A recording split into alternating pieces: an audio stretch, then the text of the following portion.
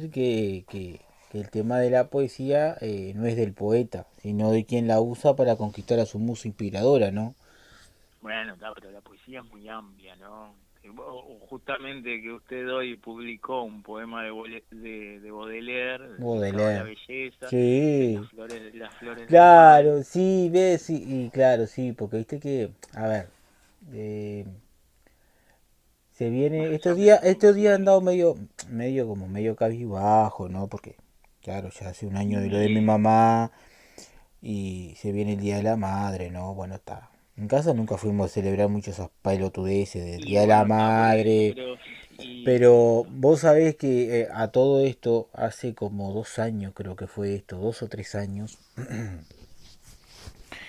eh, yo tenía una compañera que estaba trabajando se fue de mi trabajo y fue a otro supermercado y estaba haciendo postres.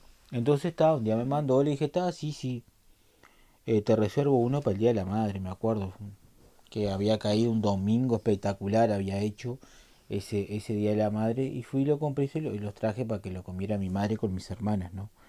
No sé muchas las cosas dulces, creo que si lo probé fue un pedacito nomás. Pero a lo que voy a todo esto es que justo, viste, encontré esas páginas que hay en redes sociales de poesía, las cuales me he hecho de adepto a leer en las noches y justo encontré ese y me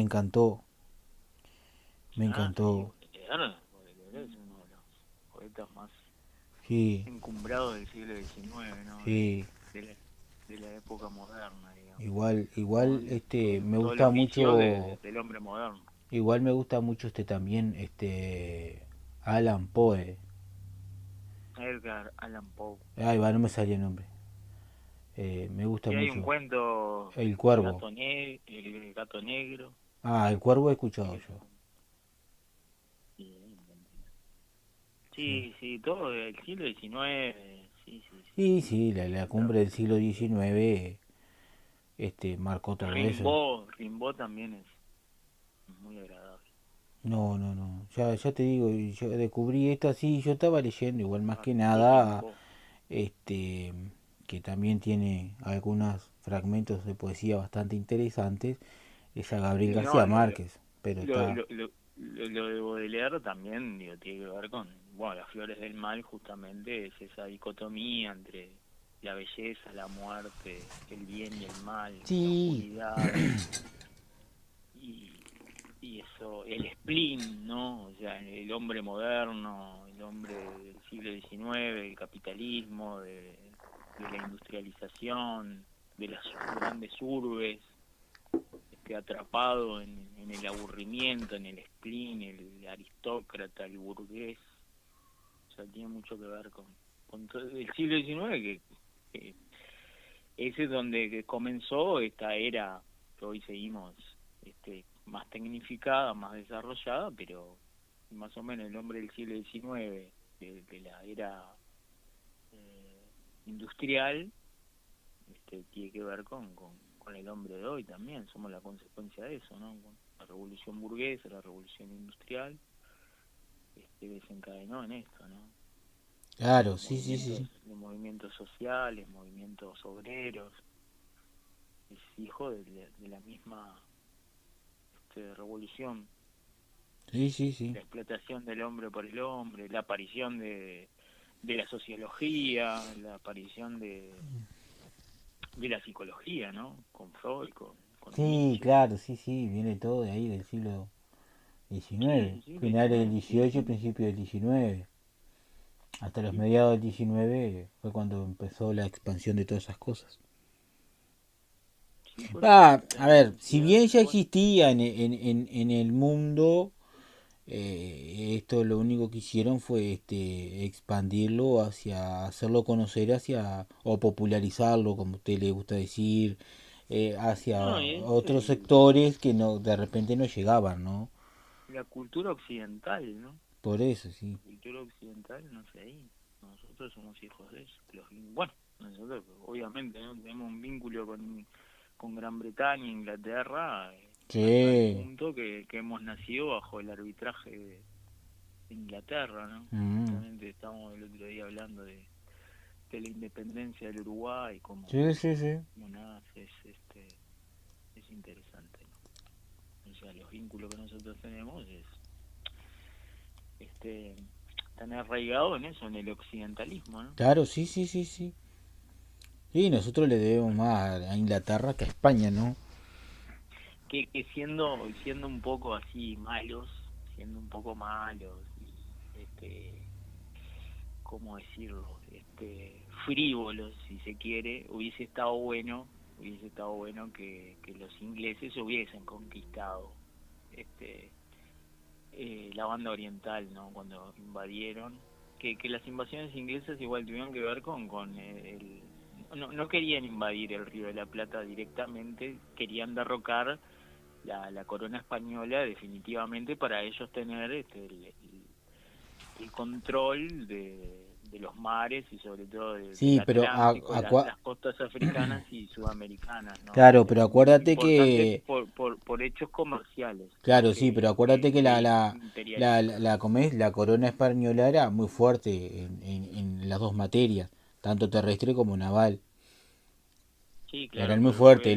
claro, por Los eso. tipos, apenas podían, Pero eh, ¿cuál fue el momento culmine para la derrota cuando de los con la españoles? independencia de Uruguay y de otros países, cuando No, empiezan a crear los países polos. no. La batalla de Waterloo, que pierden contra el Imperio Británico y a partir de ahí, bueno, y las invasiones napoleónicas, justamente que fue todo por eso, que fue todo un combo en donde ya estaban en la etapa postindustrial Inglaterra y necesitaba una estabilidad global para ellos colocar sus manufacturas y hacerse de las materias primas, ¿no? Entonces era un intercambio y a ellos les servía la estabilidad. Por ejemplo, Uruguay nace como un estado tapón en la Convención Preliminar de Paz que se firma definitivamente el 4 de octubre de 1828 para generar la estabilidad y que no hubiese una guerra entre el imperio brasilero y la naciente Argentina. Entonces nace ahí Uruguay como con esa convención consensuado entre todos los estados para justamente permitir esa estabilidad y que el puerto de Montevideo y de Buenos Aires tuvieran intercambios comerciales con Inglaterra y bueno, y ahí nace la industrialización, por eso que a veces el capitalismo también le conviene muchas veces la paz y no la guerra, ¿no? Para justamente poder comerciar y tener ese intercambio, ¿no? Multicultural hoy ya en día. Sí, ahora sí, mucho lo cultural. Pero Claro. sí. Sí, sí, en ese momento estaba Pedro primero en lo que era el imperio brasilero, ¿no? Ujú. Era Pedro Sí, primero. sí, sí. Y bueno, está, sí. No sé por qué llegamos a esta instancia, No ¿no? sé por qué Pero terminamos hablando. Estábamos hablando de Peñarol y de que no están sí, preparados. claro, pero viste que todo tiene que ver con todo, porque en realidad el fútbol en el Río de la Plata, y más precisamente en Uruguay, fue introducido por William Leslie Poole, que era inglés y que pertenecía, digamos, o estaba vinculado con todo lo referente a el ámbito de los ferrocarriles que se habían instalado cerca de la década de 1880 y Y que ahí cuando empieza, vino por ¿cómo es que se llama? Por Henderson. Henderson era el capataz acá. claro, y bueno, instalan todo el ámbito ferroviario y ahí justamente introduce el fútbol que primero era practicado por los ingleses y que después se empezaban a intervenir los criollos. Claro, porque primero Igual, primero el fútbol era ¿cómo es? Lo jugaban los empleados, ¿no? Primero eran los empleados. no, Después, jugaban entre los ingleses porque era lo que lo conocían. Ya, los criollos, los uruguayos, digamos, Pero no lo conocían los porque, primeros a jugar el fútbol eran los empleados del ferrocarril acá en el Uruguay. claro, Eran los empleados del que ferrocarril. eran ingleses. Los Y primeros que algunos jugaron al fútbol ingleses eran y ingleses, claro. estaban los No, pero los ingleses le enseñaban el fútbol a los criollos. Cuando los claro, criollos pero los criollos aprendieron, también eran empleados de los ingleses y miraban, observaban. claro, pero ¿quién fue primero? Los ingleses. Claro, Ah, por eso. sí, Pues, sí, eran ¿quién los introdujo ingleses. el tranvía? Bueno, sí, los ferrocarriles en el Uruguay fueron los ingleses. Sí, los ferrocarriles, los sistemas de Todo, potabilizadora de agua, todo todo lo lo que es que tenía, industrialización lo trajeron los ingleses. y sobre todo lo que tenía referencia al hierro, por ejemplo. Sí, porque También Inglaterra lo que, venía de tener la primera fábrica en 1860. Fue cuando se instala sí, la primera ciudad de... mira, eh, la Union Foundry, que era una de las principales industrias referidas a todas las estructuras en hierro, fue la que fabricó la Torre Eiffel. Y esa por misma, Gustave Eiffel. fu- sí, la Union Foundry, que construyó la Torre Eiffel, que o sea, con sus hierros, fue la que trajo la estructura del mercado de puertos. Sí, Allá sí, sí. también por la década de 1888, bueno, 1880. Eso fue la época prolífera de la instalación de los tranvías, del tren y de estas estructuras más modernas, como la del mercado del puerto cuando se inaugura. Sí, sí. Y estaba instalada en Liverpool, ¿no? Bueno, y de ahí viene también después todo el nacimiento de los movimientos sindicales, y los derechos sociales, los derechos de los trabajadores, nace ahí, ¿no? El Partido Laboralista, los derechos laborales, el derecho laboral nace en Inglaterra, ¿no? Porque justamente es hijo del capitalismo, o sea, es esa diatriba entre que los trabajadores que a veces, o los partidos de izquierda que se ponen en contra del capitalismo, increíblemente nacen a partir del capitalismo. O sea, los movimientos de reclamación de los derechos sociales, los derechos de los trabajadores, nacen por la industrialización, o sea, son hijos de ese patronazgo, digamos así, y bueno, nace el derecho laboral y nace el partido de los trabajadores, el partido laboral en Inglaterra, y a partir de ahí, bueno, ahí nace todo el tema de los movimientos sindicales, los movimientos de los trabajadores, ¿no? En Inglaterra, Sí, sí, sí, sí, nace ahí. por eso, increíblemente. Y digo increíblemente porque a veces uno tiene una imagen de Gran Bretaña o Inglaterra como un ámbito imperialista, capitalista, etcétera, etcétera, pero ya los trabajadores le deben a los trabajadores, le deben no, pero digo, parte del proceso histórico de los derechos laborales nacen en el centro mismo de la industrialización, ¿no? Del capitalismo salvaje, de la burguesía.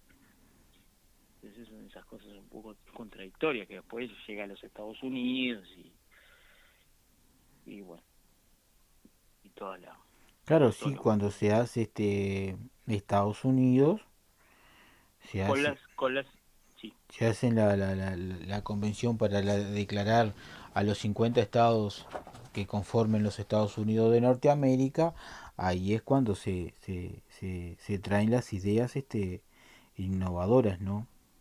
Innovadoras sí, para el momento. eso fue hambre, ¿no?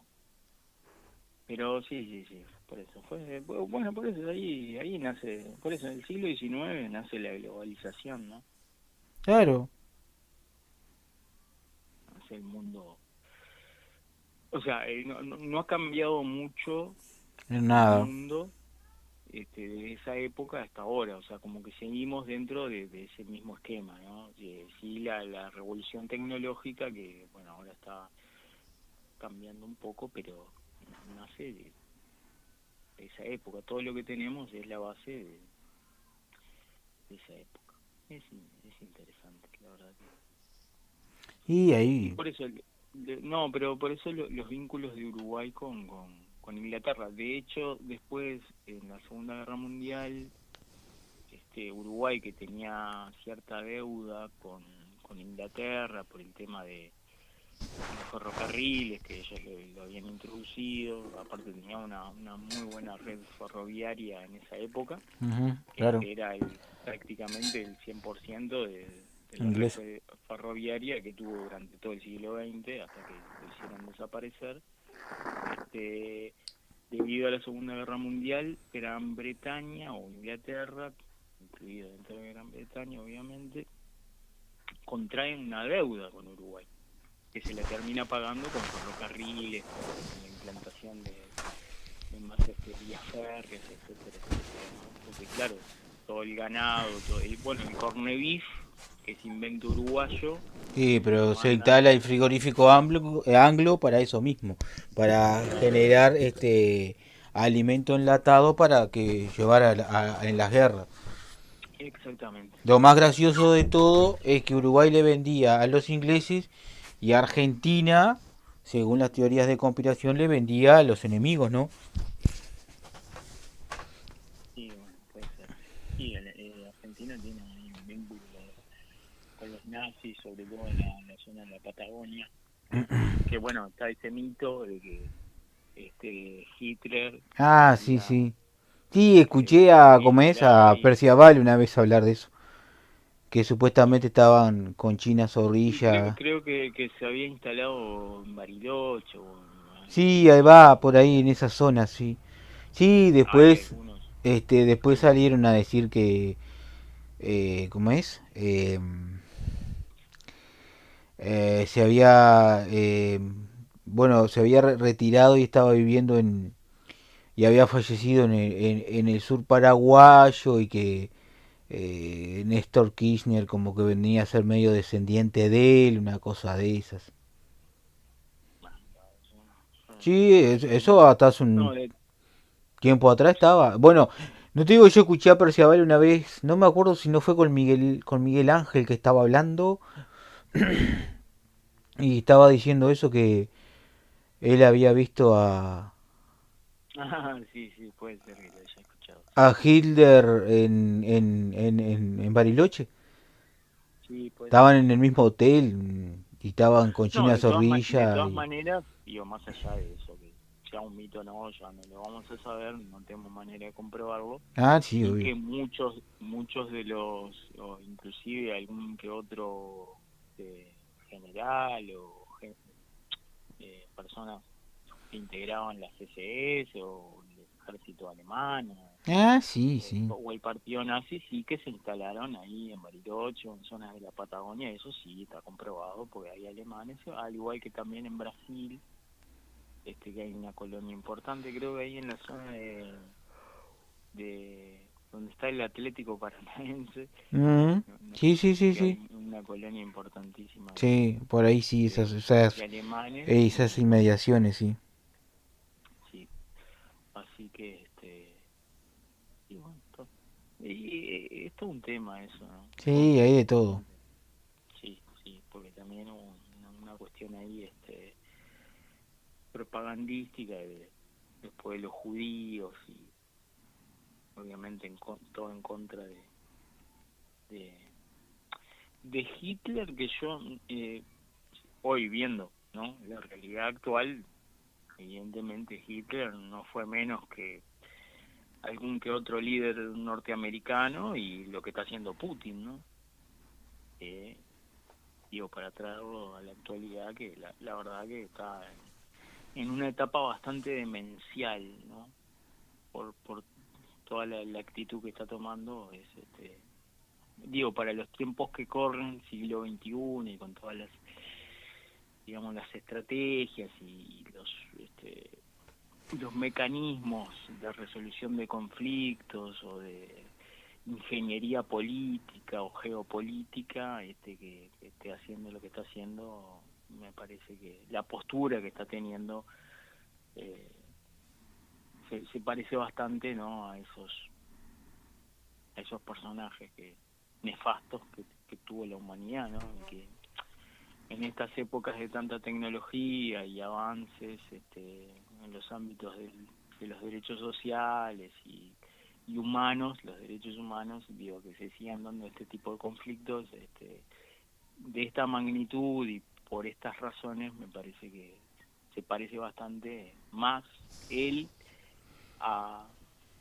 este Hitler que por ahí lo que él dice que está desnazificando a Ucrania de movimientos que nacionalistas, ¿no? Que existen, son reales y son parte de la historia de Ucrania, ¿no? Sobre todo a partir de la década de 1920, 1930, el periodo entre guerras, donde los nazis se instalaron en Ucrania y bueno, instruyeron y potenciaron el nacionalismo o social nacionalismo, porque eran social nacionalistas, a muchos ucranianos bueno, con una identificación del ser ucraniano que era totalmente diferente al ajén que en otros siglos había creado ese pueblo, ¿no? Que era bastante más compatible con los rusos, las lenguas eslavas y esa cultura de esa parte del continente europeo y asiático, ¿no? Porque Rusia tiene esa mezcla, ¿no? Entre Asia y parte de Europa. Ujú.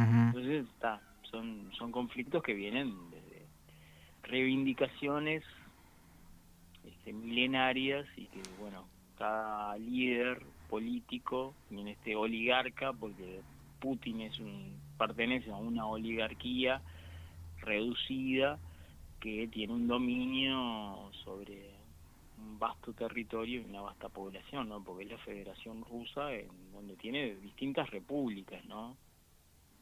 Entonces, bueno, es un tema muy complejo y un conflicto entre vecinos que no se pudo solucionar a través de la vía diplomática y política y, bueno, desembocó en esto Y que no se va a resolver así nomás tampoco. no, Acá le doy no, la razón a algunos americanos cuando dicen que este tema va para largo y tendido, ¿no? sí, por Sí, supuesto, sí, esto sí. es muy parecido este conflicto al que se dio en Siria. Siria hoy por hoy sigue enfrascado en una guerra, han muerto más de 100.000 civiles. Bueno, a nadie le importó porque, claro, Siria, como es un país de corte de Islam, de una religión diferente, entonces no pertenece tanto al occidentalismo, entonces no tuvo apoyo, no lo tiene porque no No, pertenece a esa Europa central claro, sí, sí. y a ese dominio hegemónico de Estados Unidos y los países orientales. Pero ahí capaz que ya es medio distinto, ahí en Siria ya es medio distinto porque también hay ¿cómo es? Hay pudieron entrar tropas. Acá no han podido entrar las tropas. No. O sea, el conflicto es distinto, pues. A lo que voy yo es que en Rusia ni en Ucrania han entrado ningún tipo de tropas. Es decir, están todos alrededor de los límites con Ucrania, en Polonia, etcétera, etcétera, pero no han podido entrar. Es decir, que esto es dos bandos y acá en Siria es distinto porque han entrado, ¿cómo es? Han entrado, tropas estadounidenses, han entrado a Siria, están dentro de Siria todavía, como están en varios de esos puntos. Sí, claro, lo que pasa que no, es una situación diferente porque no son integrantes, porque ahí hay una cuestión de Naciones Unidas Sí, y sí, sí. integrantes de la OTAN y bueno, Sí, que ahora quieren conformar ¿cómo es? Quieren conformar otro tipo de tratado, como es el Tratado del Atlántico Norte, pero quieren hacerlo más reducido, que puedan entrar en menos tiempo, que no lleve todo el proceso que lleva entrar a la OTAN para contar con, bueno, con lo que es el tema de ayuda y de defensa. quieren hacer un tratado nuevo que puedan entrar, los que quieran entrar puedan entrar lo más rápido posible, no necesiten tantos consensos, tanto de esto, tanto de lo otro, pero a su vez ahora Turquía se impone porque ahora Filipinas creo que era, no, Filipinas no, bueno, se me fue la cabeza ahora. Quería entrar ¿cómo es? A la OTAN y Turquía se impuso, ¿no? Ujú. Pero Sí, no era no, Filipinas, no Turquía, era Filipinas. no, no, evidentemente que no. No, quien está ahora está exigiendo, no, pidiendo entrar lo más rápido posible es Finlandia, ¿no? Que Ahí tiene va, Finlandia, relaciones sí, sí. con Con F Rusia. era, pero no me acordaba. Finlandia, pero viste que Turquía le puso Sí. medio de punta, le dijo que no entraran. Yo creo que más que nada me parece que los países de Occidente, bueno, en este caso Finlandia y Suecia, que son países limítrofes y que han tenido relaciones bilaterales con Rusia, porque son vecinos y evidentemente tienen otro tipo de relacionamiento y de vínculos históricos. Me parece que los gobiernos, más allá de estar alineados con Occidente, con la Unión Europea y con estos acuerdos militares que tienen que ver con la OTAN, me parece que lo que están haciendo es, o sea, el conflicto hoy por hoy se está identificando más no en contra de Rusia como tal, sino evidentemente es un conflicto definidamente en contra de la oligarquía liderada por Putin, ¿no? O sea, Claro, me sí, parece sí, que ahora Putin cambió todo. no representa, ya no está representando, digamos, el liderazgo de Rusia como tal, porque ahí uno tendría que investigar más a fondo cuáles son las divisiones internas en la propia Rusia, ¿no? Porque la población de Rusia se ha manifestado en contra de de la guerra contra Ucrania, porque Ucrania es prácticamente es el mismo territorio, ¿no? Es como nosotros, Uruguay y Argentina. O sea, los argentinos, y un día algún loquito presidente o líder que se instaura en el poder y decide hacer una guerra contra Uruguay para quedárselo y que sea parte de la Argentina, la mayoría de los argentinos, de la población y de los intelectuales y de la gente de influencia no va a estar de acuerdo con una invasión o con una guerra contra Uruguay. Y es más o menos lo que pasa ahí en Ucrania. O sea, esto es una cuestión identificada ya cada vez más entre Putin, su liderazgo con la Federación Rusa y, bueno, el apoyo que tiene de los oligarcas que lo rodean y de las Fuerzas Armadas, ¿no? Que habrá que ver hasta dónde y hasta cuándo apoyan ya lo que empieza a ser los delirios del propio Putin, ¿no? Más allá de sus intentos de justificación, que tiene algunos puntos de justificación, pero que no. En el contexto global me parece que hoy ya no justifica este tipo de conflictos y que también ha tenido cierta complicidad de Zelensky y el grupo que lo rodea de no haber resuelto en su debido momento y por la vía diplomática y política los desacuerdos que tienen entre dos vecinos, ¿no? Este, Me parece que está pasando por ahí, o sea, no es tanto una guerra de Rusia, sino que es acá la oligarquía Sí, sí, sí. decididamente liderada por Putin, ¿no? O sea, y está perdiendo, o sea, su imagen a nivel internacional se está deteriorando, ¿no? A pasos agigantados, a medida que va avanzando el conflicto y que no lo ha podido resolver como él pretendía.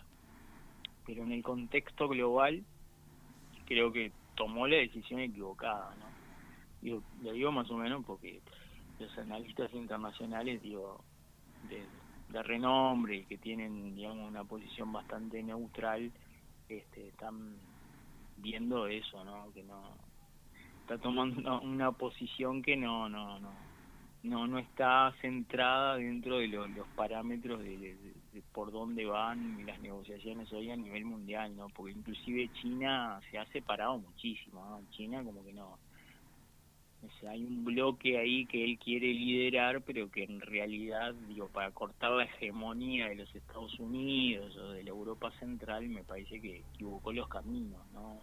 Me parece que no va por ahí y está perdiendo poder, ¿no? Y habrá que ver hasta, por eso, las divisiones internas dentro de la propia Rusia, hasta dónde las Fuerzas Armadas o los poderosos que lo acompañan, hasta dónde le van a sostener la mano, ¿no? En algún momento Se la van no a va a decir que soltar. no.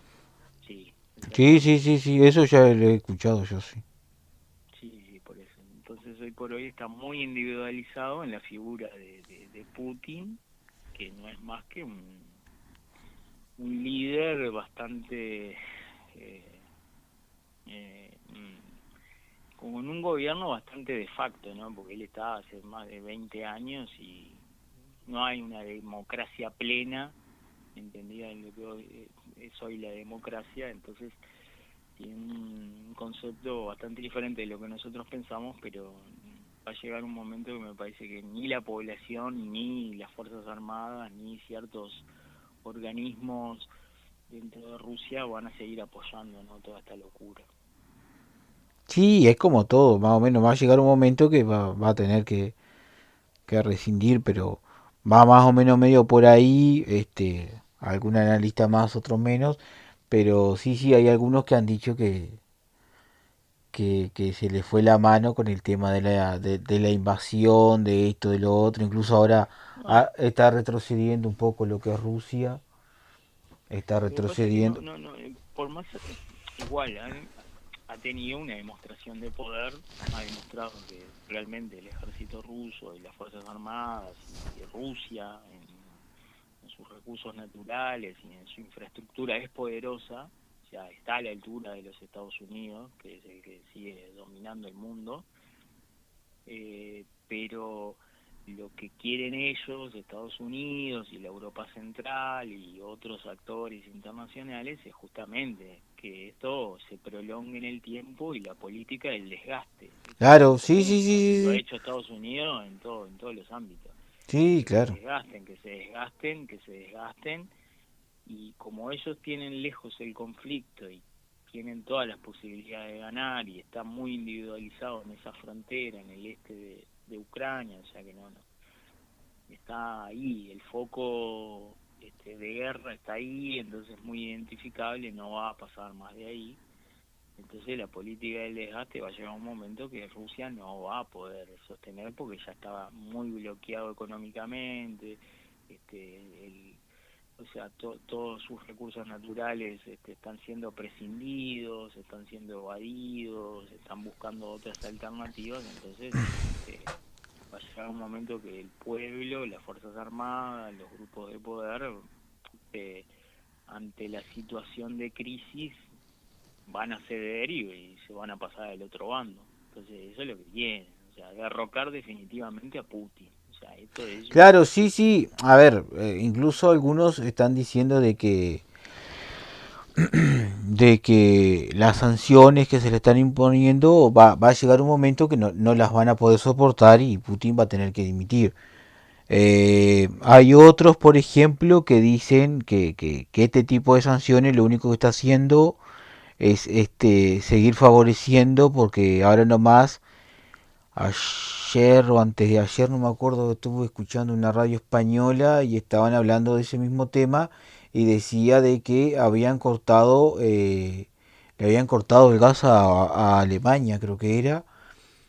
Si bien ya hace un tiempo atrás estaban cobrando en rublos todo lo que es el servicio para, claro, para poder levantar la moneda, ¿no? Porque se había desvalorizado mucho, pero viene medio por ahí, ¿no? Incluso hay un veterano que sigo yo, pero me parece que es como todo, hay de todo, ¿no? Es muy sensacionalista y va más para el otro lado que otra cosa, pero él dice siempre que atrás de todo, lo que busca Estados Unidos e Inglaterra, porque nombra a los dos, es que este conflicto siga lo más que pueda en el tiempo, porque claro, así termina desfavoreciendo lo que es la imagen de Putin, llevándolo a irse del poder y claro, y que termine dejando de vender los productos en este caso el gas y el petróleo a lo que es a todos sus vecinos, ¿no? Todos sus vecinos y parte de la Unión Europea, porque le vende a parte de la Unión Europea. Por más que hoy esté todo trancado, ellos le siguen vendiendo a la Unión Europea. No, sí, igual, digo, los recursos naturales son necesarios, o sea que en algún momento los van a necesitar. El tema es que cuál es el control de los mismos y quién los tienen, porque evidentemente Claro, sí, sí. ellos quieren derrocar esa oligarquía liderada por Putin. Y él hoy por hoy se está defendiendo. Sí, sí, Utiliza eso, estos mecanismos para primero unificar a su pueblo en contra de un enemigo en común, sí, sí, sí, sí. pero defendiendo sus intereses porque él es un multimillonario, tiene, o sea, es Y una oligarquía claro, y es tiene como todo. concentrado el poder en él. Sí, sí, obvio. Y los Estados Unidos y los países de Europa en realidad van por esos recursos naturales y que Rusia sea como en un principio y todos pensaron que quizás después de la caída del muro de Berlín, de la perestroika y del ingreso de Rusia como un país más dentro del contexto capitalista, bueno, podía estar más alineado a los Estados Unidos y a la economía global. Pero claro, la cultura, la formación de los dirigentes y de los líderes que habían quedado estaban todos formados en la ex Unión Soviética, o sea que era casi que imposible que se alinearan a los parámetros que exigía la Europa occidental y los Estados Unidos.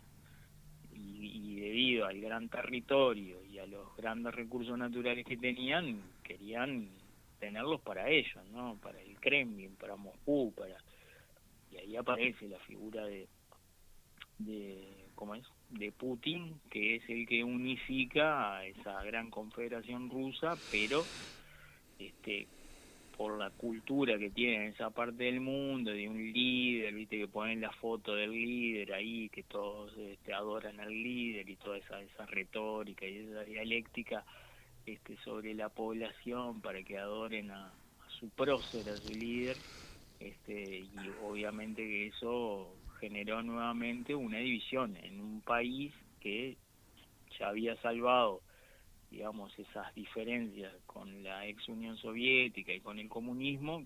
Rusia pasa a ser parte del capitalismo porque tenía una economía globalizada, inclusive había hasta McDonald's, y pero sin embargo empezaba a concentrar poder esta oligarquía que rodeaba a Putin.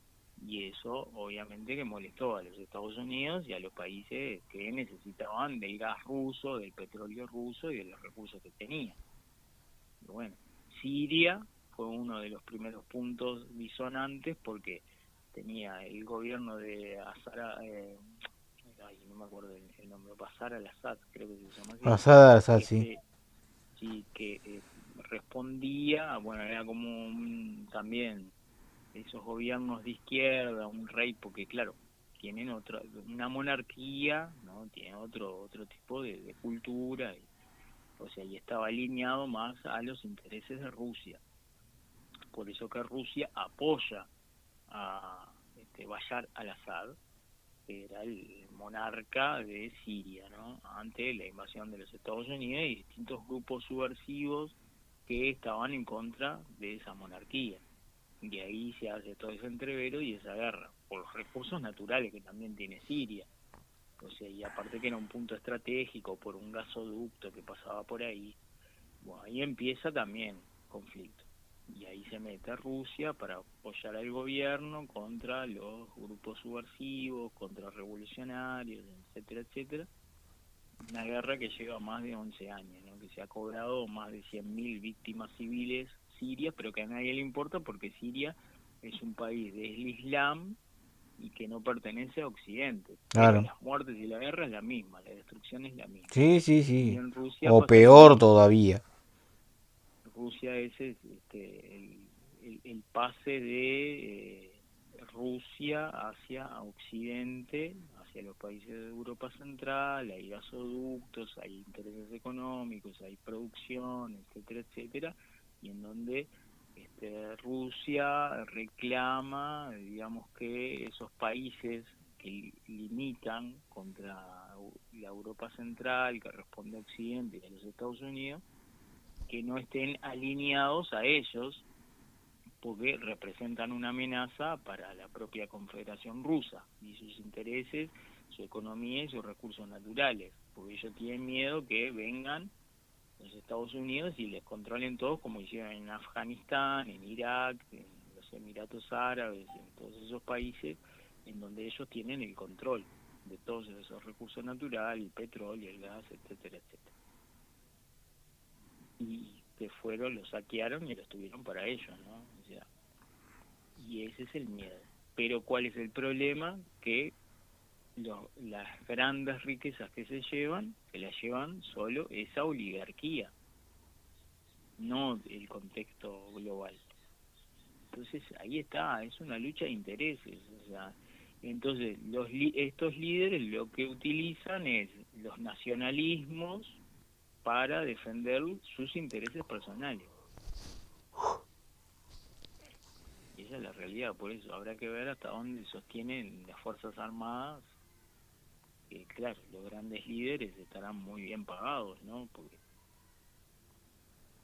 Y después están el pueblo, que es el que va a la guerra a pelear, o el que le caen los misiles y mueren, ¿no? Esa es la realidad. Sí, no, obvio, más bien. Pero que viene, viene viene para largo y tendido todo esto, viene para largo y tendido. Por ejemplo, ahora nomás, eh, siguiendo por ese mismo tema, se dio la venta del Chelsea, por ejemplo, que estaba en manos de un ruso, ¿no? Y claro, al venderse, ellos le congelan la plata, pero antes de congelarla, ellos no la pueden tocar, pero la hacen como una regalía, no sé cómo es, para que no se la confisquen, digamos, así la plata, ¿no?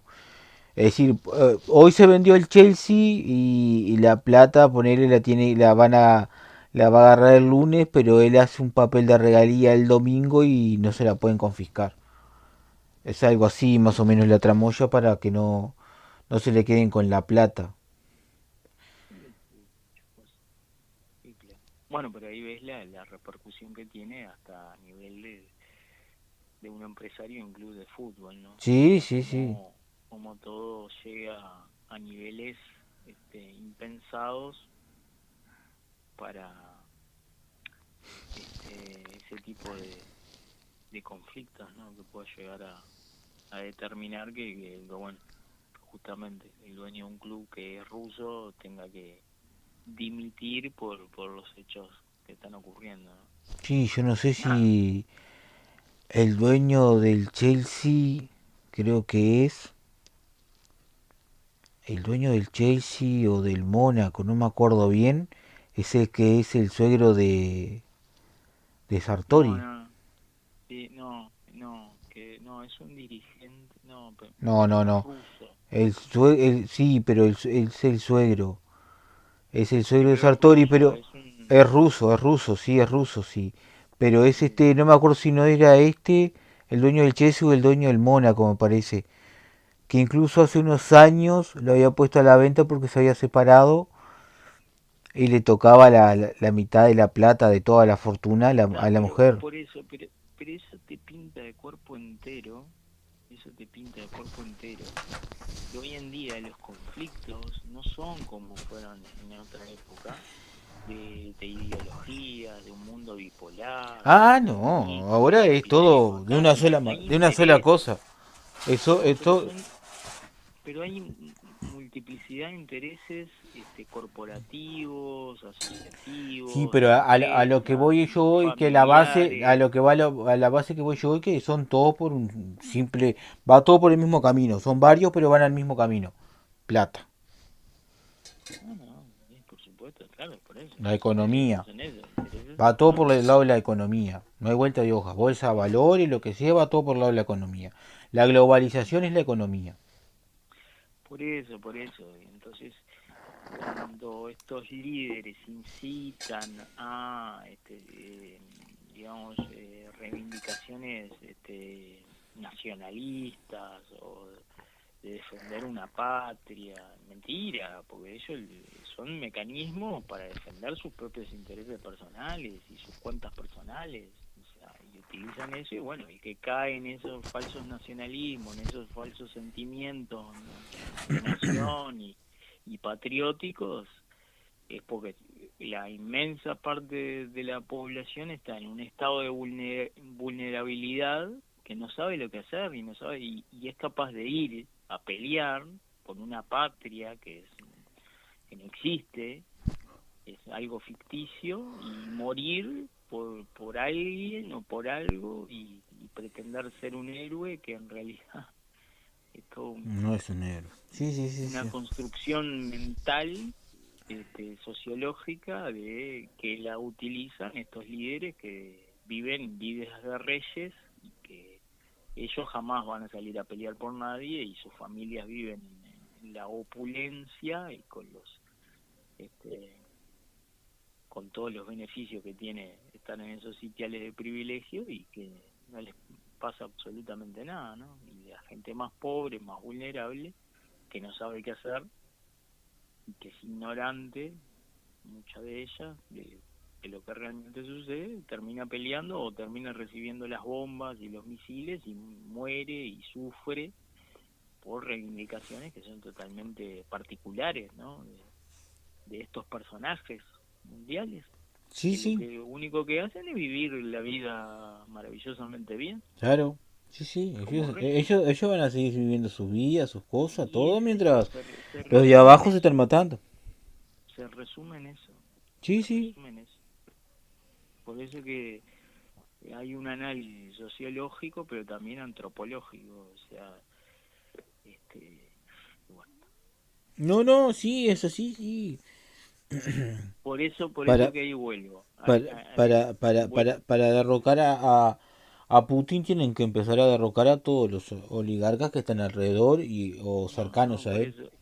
por eso que vuelvo al inicio de que por ahí la discusión que era futbolera y que en nuestro país la mentalidad mediocre y no sé qué, que está, pero que así todo nosotros estamos tan alejados de toda esa conflictividad que terminamos siendo un lugar privilegiado del mundo, porque Ah, no eso tenemos sí, esos eso ni hablar, conflictos, obvio. vivimos en paz, este y no llegamos a eso y la verdad que tuvimos suerte de haber nacido en este lugar porque no tenemos condicionamientos religiosos que nos impongan, yo qué sé, porque si hubiésemos nacido en los países del Islam, imagínate estar sometido a una religión, una atrocidad como es esa, este una imposición mental sobre las personas de que tenés que adorar a un Dios, Alá y todo eso, y el Ramadán y hacer todos esos sacrificios, una cosa que, o sea, hemos tenido una suerte enorme, ¿no? De no haber nacido en esa parte del mundo donde seríamos parte de eso, ¿no? Y andar a rebelarte ante eso. Entonces, a veces hay que poner en la balanza. Sí, es cierto, tenemos un montón de carencias, tenemos un pensamiento bastante negativo, mediocre, y nuestra cultura es bastante chata, pero en ese sentido somos libres, podemos hacer lo que queremos, o sea, y bueno, tenemos que valorar eso porque podía haber sido peor.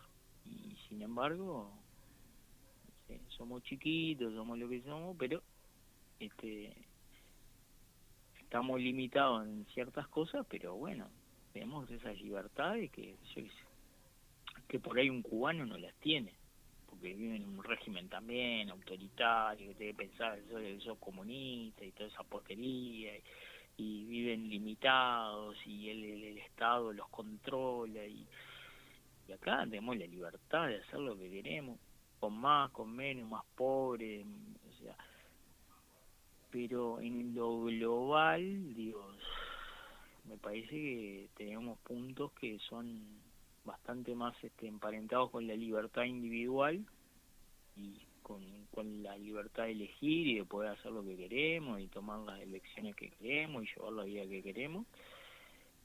Por eso, ¿no? Digo, que podríamos haber nacido en otros regímenes bastante más complicados, ¿no? Y sin embargo nosotros manteníamos una estabilidad política, económica, a lo largo del tiempo que es bastante envidiable para ese tipo de países, ¿no? Que ahora tenemos muchas cosas que corregir, ¿no? Pero dentro de ese contexto global, y yo la verdad que, bueno, puedo vivir con determinadas carencias, tener determinado trabajo, pero prefiero eso a que me caigan las bombas o que venga un energúmeno de esto a decirme que tengo que ir a salir a pelear por él, a hacerme matar por él.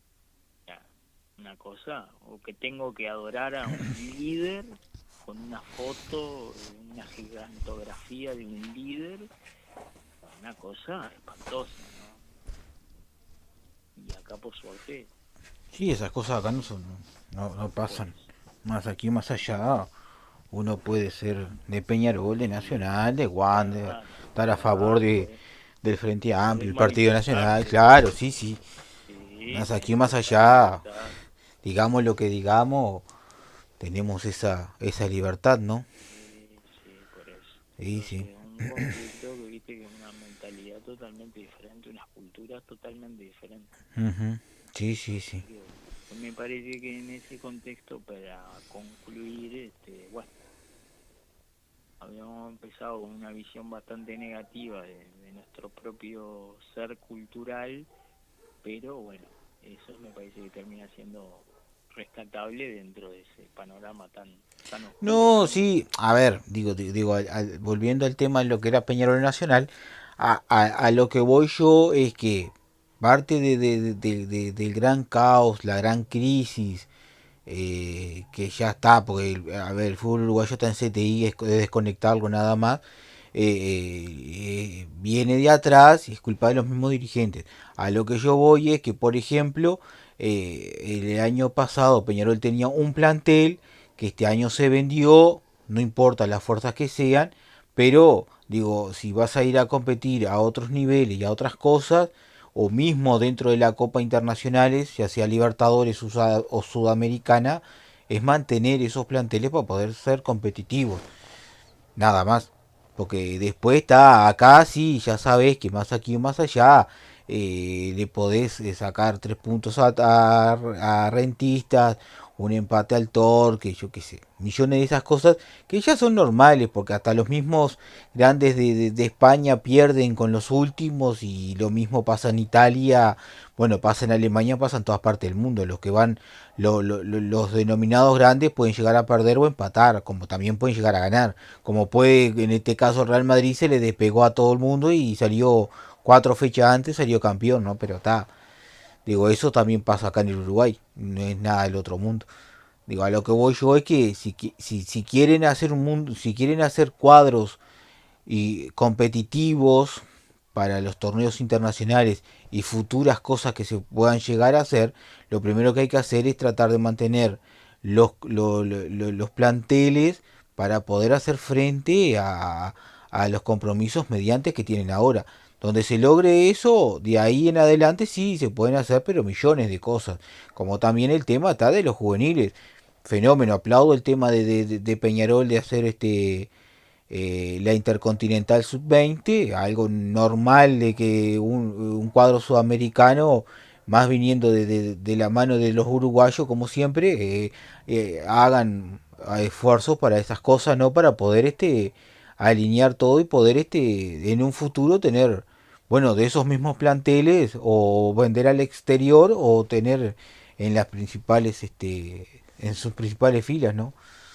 Después lo otro, obvio, siempre están precisando plata para aquí, para allá, para esto y para lo otro, mantener los planteles, pero claro, para mantener planteles también tenés que mirar que si tenés 3 millones de dólares, por ejemplo, solo por los partidos locatarios de la fase de Libertadores, apostar a poder seguir avanzando lo más que se pueda, ¿no? Se sabe que obvio que la Libertadores es una exigencia que solo quedó para dos países, Brasil y Argentina.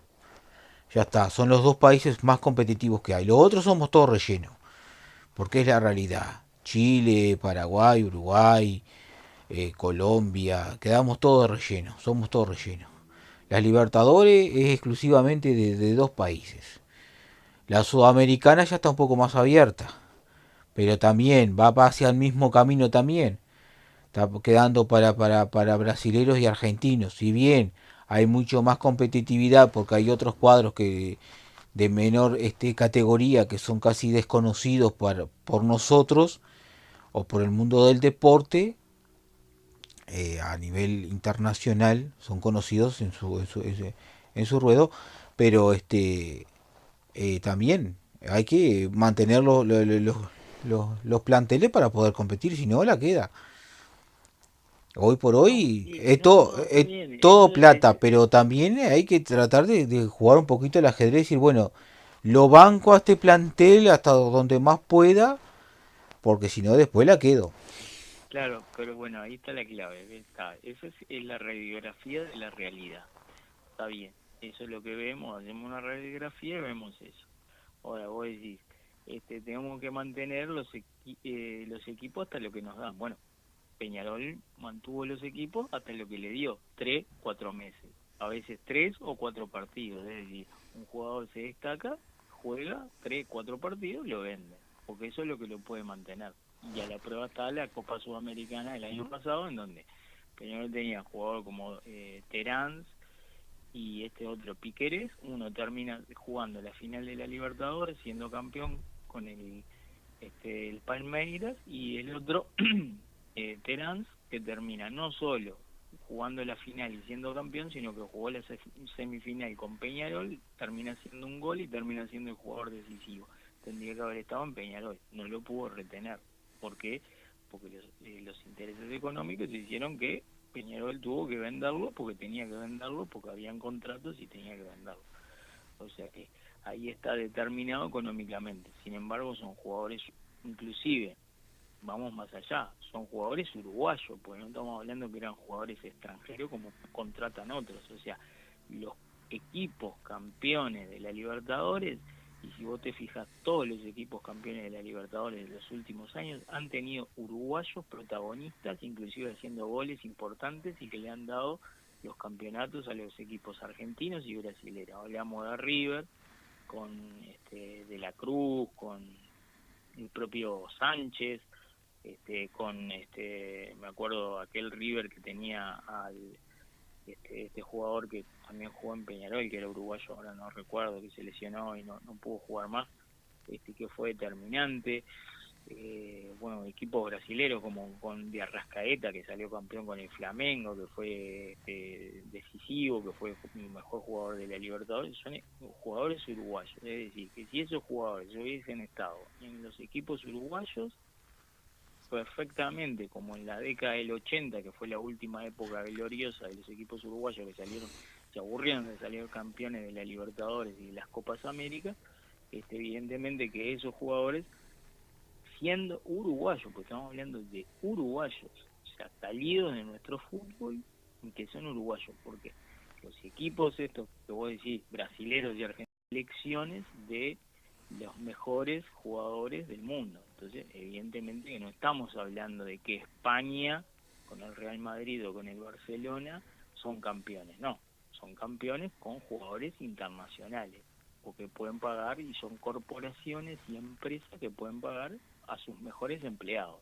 O sea, entonces ya no se está tratando ni de nacionalidades, sino que de intereses económicos totalmente personales. Entonces, evidentemente, así, vos decís, sí, mantener, pero cuando vos bajás a tierra, evidentemente que los equipos uruguayos, por una cuestión económica, como los peruanos, como los chilenos, como la mayoría del continente, y obviamente no pueden sostener. Ahora, hay nuevos paradigmas, ¿no? Porque han habido equipos, como me acuerdo del Once Caldas, que no existía, que una vez salió campeón de la Libertadores, Ujú. nunca Le más ganó a Boca. apareció. claro, nunca más Ujú. apareció. Sí, Fue sí, campeón sí. una vez, nunca más. Y yo Pero creo bueno, que el descendió a la B, me parece. Estaba jugando la final y estaba descendiendo. Eso y cantidad de casos. hay paradigmas nuevos como el fútbol ecuatoriano que tiene al Independiente del Valle, que son la mayoría jugadores ecuatorianos, que tuvo mucho que ver Repeto, el técnico uruguayo, que también llegó a la final de la Libertadores, que salió campeón de la Sudamericana y que tiene un proyecto integral de jugadores juveniles, que había sido el último campeón de la Libertadores Sub-20, que Peñarol le termina ganando la final.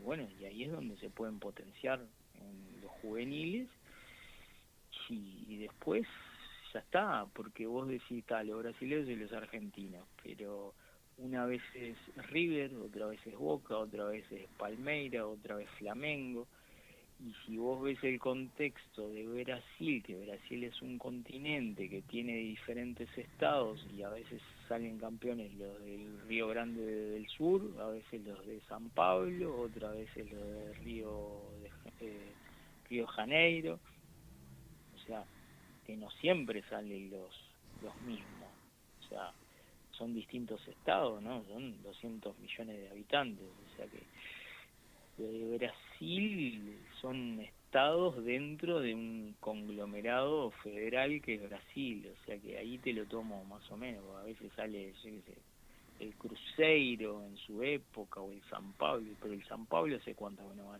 que no participan en las Copas Libertadores, o mismo el Gremio que había sido campeón, ahora se fue a la B.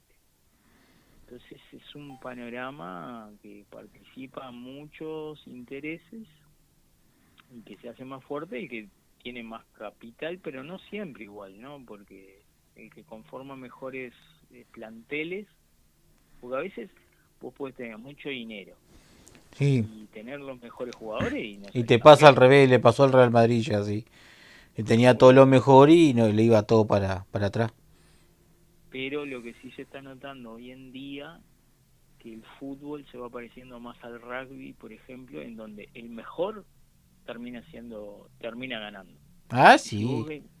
vos fíjate, mira, lo que son las matemáticas y lo que son las estadísticas y la ciencia hoy en día, ¿no? Y fíjate vos lo que fue la eliminatoria, ¿no? Brasil despegado, ¿no? Sí. Clasificó como, no sé, 10 fechas antes, Ah, sí. eh, quedó como 5 o 6 puntos arriba de Argentina, creo que 4 puntos Cuatro arriba arriba de de Argentina. sí, Argentina segundo, ¿no? Ujú. Argentina quedó como a 10 puntos de Uruguay, ¿no? Sí. Uruguay tercero, y Uruguay termina arriba de los demás, de Ecuador, creo 3 o 4 puntos, una cosa así, ¿no? De Ecuador. Y Sí, tres creo que quedó de Ecuador. está, ponele, pero ahí viste que Brasil está arriba de todo, Ah, sí, obvio. futbolísticamente. Está. Argentina está arriba de los demás, bastante despegado, pero está un poco abajo de Brasil, porque Brasil lo supera. Y Uruguay es el tercero, que está bastante lejos de Brasil y Argentina, pero un escalón arriba del resto, ¿no? Y si vos después vas a la página de Transmarket, que es la que te muestra los valores Sí. de lo que valen las elecciones, y vos te fijás, Brasil vale cerca de $1.000 millones, Argentina está cerca de los $700.000 millones y Uruguay está en 300, no, 600, no, entre 300 y 400.000. Millón. O sea, que si vos te fijás, esas matemáticas que figuran en la tabla se traducen al valor de los jugadores. O sea, Brasil primero despegado, Argentina segundo, un poquito abajo de Brasil en el valor total de los jugadores, y Uruguay tercero, bastante, o sea, vale la mitad de lo que es Brasil, pero el doble de lo que valen los otros, Colombia, Chile, que esos ya ahí valen, fíjate vos entrás a la página esa de lo que vale el total de las elecciones, y es exactamente se traduce en la tabla de posiciones de la eliminatoria sudamericana. O sea, las tres primeras selecciones que tienen más valor son Brasil, Argentina en ese orden y Uruguay. Pero lejos, ¿no? Uruguay lejos, casi vale la mitad de lo que vale Brasil. Y bueno, eso te quiere decir que no es en vano el valor de los jugadores, ¿no? Por algo están cotizados en lo que están cotizados. Y se refleja en la tabla de posiciones. Increíble, pero es así. Increíble, pero es así. Y Uruguay termina sacando diferencia en las últimas 4 fechas y termina clasificando tercero una fecha antes, porque en realidad los jugadores tienen una calidad y un valor de mercado mucho mayor que los colombianos, que Chile, que Perú, que... ¿Me explico lo que quiero decir? Sí, sí, sí, sí. O sea, cómo cada vez las matemáticas y la ciencia reflejan los números, las estadísticas, lo que en realidad sucede en la cancha. O sea, cuando Uruguay termina jugando con Chile el último partido, o sea, se notaba la diferencia de calidad entre un equipo y otro. Y cuando Uruguay jugó contra Brasil, Brasil lo pasó por arriba Uruguay. Se notaba la diferencia que había de calidad entre uno y otro. ¿Me explico? O sea, Ujú. Brasil estaba muy por encima de Uruguay. Y Uruguay estaba muy por encima de Chile. ¿Me explico? Porque el valor de los jugadores, la calidad, los clubes en donde juegan, y el destaque que tienen los brasileros es mucho mayor que los uruguayos, pero los uruguayos mucho mayor que los chilenos, que los colombianos, ¿me explico? Sí, sí, sí, Y sí, eso sí. termina reflejándose en la tabla de posiciones, y es así. Y si vos te fijas, el último mundial, Uruguay termina quinto, y bueno, más o menos la calidad del jugador, ¿no? Individual. Y los franceses, es, bueno, es la selección de África, ¿no? Sí. Bueno, pues, a ver, ahí estaba mirando, para que se me fue ahora, pero estaba mirando el valor del mercado de, de las elecciones y Brasil estaba tercero, por ejemplo. A nivel mundial, Sí, sí, sí, primero está Francia, creo. no, Inglaterra. Ah, mira. Sí, Inglaterra. Sí, sí. Claro, Segundo Francia, tercero Brasil, cuarto está España, quinto Portugal, sexto Alemania, séptimo Países Bajos, octavo Italia, noveno Argentina, décimo Uruguay, mm, décimo primero Bélgica, décimo segundo Serbia, Senegal décimo tercero, Dinamarca en el puesto pero que 14, Croacia en el puesto 15, Colombia en el Uruguay está, 18, pero Uruguay está en el top 10. sí, en el top 10 en el puesto 10, 440.000 vale esa cotización de Sí, la selección uruguaya. ¿qué te parece? Es loco. Sí, sí, sí, sí. En el top Y 10. ahí tenés, viste, que claro, o sea, eso te refleja que en realidad el jugador uruguayo es valiente, porque si todos esos jugadores jugaran en la liga uruguaya, los clubes uruguayos seguirían como en la década del 60, 70 y 80 siendo campeones o siendo protagonistas. Si vos tenés a Suárez, Cavani y Valverde en Peñarol o en Nacional, olvídate. Pero ¿con qué retenés esos jugadores? Pero salen de acá, son uruguayos. Sí, sí, sí, sí, se ven de acá. Sí. Entonces no es el tema de que acá no hay valores y que no seamos competitivos, es que los mejores se van y lo que queda es, ¿y qué vas a hacer? Lo que queda es lo que queda. ¿Qué le vas a pedir a Cepelini? Da lo que puede dar, es su calidad, no tiene más.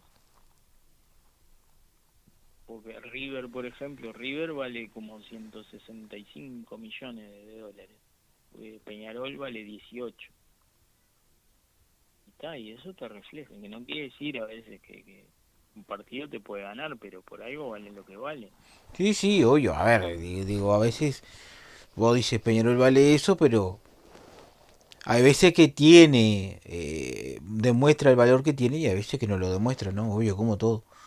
Bueno, puede crear equipos, ¿viste? Conformas un buen plantel, estás en un Claro, buen sí, sí, momento, te obvio. pueden dar Sí, por eso te decía lo de Deportivo, ¿no? Deportivo hoy conformó un plantel de gente libre que lo tiene en los primeros puestos de lo que es la tabla, pero claro, Deportivo está mirando más bien otra cosa que lo que es ser campeón. Deportivo no quiere descender nada más.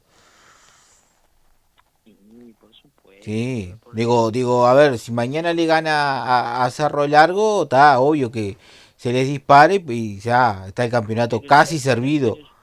Pero pero ya después, pasó con Plaza Colonia y con Rentistas, salió sí, campeón en la también, apertura ahí y tenés. en el clausura estuvo a punto de descender, o sea, se podía haber dado que Un campeonato ir a jugar, no, ju- pero se pudo haber dado que jugara la Libertadores y estuviera en la B, estuvo a Sí, punto de eso. sí, sería algo nuevo por Uruguay, pero ya ha pasado eso. De cuadros que están jugando. Bueno, hoy nombraste uno, el Once Caldas. Estaba jugando la final de las Libertadores, estaba pasando la final de la Libertadores y estaba descendiendo en su país. Estaba jugando la B, estaba entrando a la B. No, pero ya pasó con cuadros brasileños, ¿viste? Sí, Cuando salieron de la B también. estaban en la B. El Guayas, ¿cómo es? Bueno, el mismo Vasco da Hoy había Gama. uno. Vasco da Gama, campeón de punta a punta de los torneos de Brasil y de la Libertadores, y estaba jugando la final de la Libertadores y estaba jugando la B. Estaba jugando, entrando a jugar en la B. Es normal eso. Claro, pasa que de repente, para acá, si hubiese pasado, ¿no? Que Rentista entrara en la B y estuviera jugando Copa Internacional, acá hubiese sido, no sé, el grito en el cielo, ¿no? Sí, sí. Ah, pero no da, no da. Estás loco, no da. Vos imaginate, esos clubes tienen, cheques, 300 socios. ¿Cómo va a sobrevivir con eso? O sea, vos vas a las canchas esas y son menos que una cancha de la tercera o cuarta división de Argentina. O sea, Sí, sí, obvio. no se sostiene. Vos no podés estar en un fútbol profesional en esas condiciones. Y estamos limitados, somos 3,5 millones de habitantes y eso es fundamental y hay que entenderlo y nosotros los uruguayos no lo entendemos y nos creemos que podemos dar y no podemos dar porque tenemos un mercado chiquitito. O sea, si vos vendés alfajores, alpargatas o alfileres, lo que vos quieras, y vas a llegar a un momento que vas a vender eh, lo que podés vender, ¿entendés? 1 millón. Y los costos son carísimos, porque vos tenés que importar, tenés que pagar aranceles, tenés un montón de gastos que te implica el Estado, los impuestos, las importaciones, y no podés llevar adelante una industria, no podés llevar, o sea, tenés gastos que a veces superan tus ventas, las utilidades, porque es así, y si no nos damos cuenta de eso y nos devora el mercado. Entonces viene cualquiera, yo qué sé, vos haces una importación china y traes lo que se te antoje por chirolas. Y obvio, vas a destruir tu industria local. ¿Quién se va a poner a producir cuando traes cosas chinas o de otro país? Entonces te dedicas al comercio nada más, a importar o nada más que eso, porque no tenemos industria local, solo materias primas, vacas, lana, soja, y que así todo también los costos son altos porque los volúmenes que tenés no acaparan, o sea, la posibilidad de venta, o sea, vos no podés conseguir buenos precios porque tampoco tenés tanto territorio como para producir tanto, entonces no sos competitivo, y ahí está, igual, ahí hacen plata, ¿no? Hay gente que hace plata igual, hay grandes productores que son multimillonarios en este país, Sí, ¿cómo? Ni que hablar. pero son poquitos. Y la mayor parte de la tierra está extranjerizada. Sí, el Hay 90%. sí, hay corporaciones norteamericanas, bueno, hay muchos argentinos. Sí, sí, sí.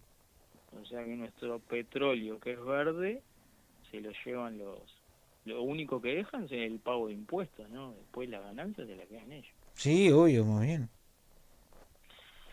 Entonces, En fin, com- bueno, vamos a ver qué pasa, qué sucede en esta noche